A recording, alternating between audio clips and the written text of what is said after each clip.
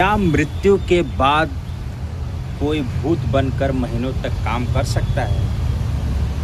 जी हाँ दोस्तों, यह एक सत्य घटना है राजस्थान भरतपुर का, जहाँ एक गांव में विनोद कुमार रहते थे।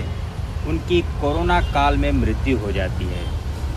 मृत्यु के बाद उनके बीवी बच्चे एकदम अनाथ हो जाते हैं, बेसहारा हो जाते हैं। अब उनकी बीवी को लगता है, काश मेरे पास कुछ पैसे होते, जमा पूंजी होती, तो मैं छोटा मोटा अपना कोई दुकान कर लेती, जिससे मैं अपने बच्चों का पालन पोषण, उनको पढ़ा लिखा सकती थी। और उधर जहाँ विनोद पहले काम करते थे बिल्डिंग लाइन में, वहाँ वो उपस्थित थे और काम कर रहे थे। और सोचो, मृत्यु के बाद भी वह इंसान काम कर रहा था भूत बनकर। वहाँ के लोगों को मालूम नहीं पड़ा, लेकिन कुछ लोग को उनका स्वभाव थोड़ा बदला बदला सा लगा। लेकिन वो काम रेगुलर कर रहे थे और डे नाइट काम कर रहे थे।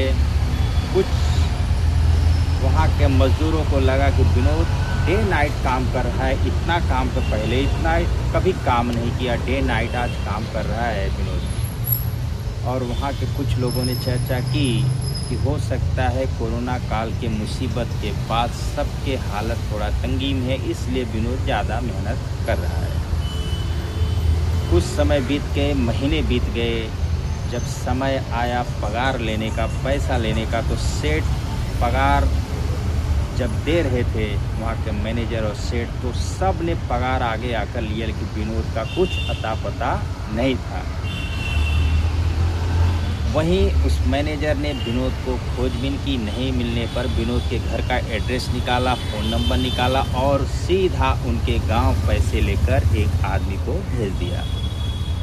अब वह आदमी उस गांव में आता है जहां उसकी मुलाकात विनोद की औरत से होती है। अब विनोद की औरत को बोलता है, पूछता है कि विनोद कहाँ है, विनोद कहाँ है। अब उनकी औरत बोलती है, भैया विनोद को तो कोरोना काल में उनकी मृत्यु हो गई। बहुत दुखी मन से बोली उनकी औरत कि विनोद अब इस दुनिया में नहीं है। सुनते ही उस आदमी के जैसे होश उड़ गए। बोले, ऐसे कैसे हो सकता है?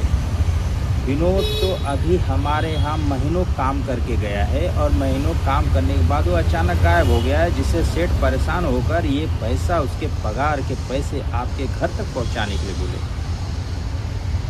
यह सुनकर उसकी औरत के भी होश उड़ जाते हैं। वो सोचती, ये क्या कहानी है, ये कैसे हो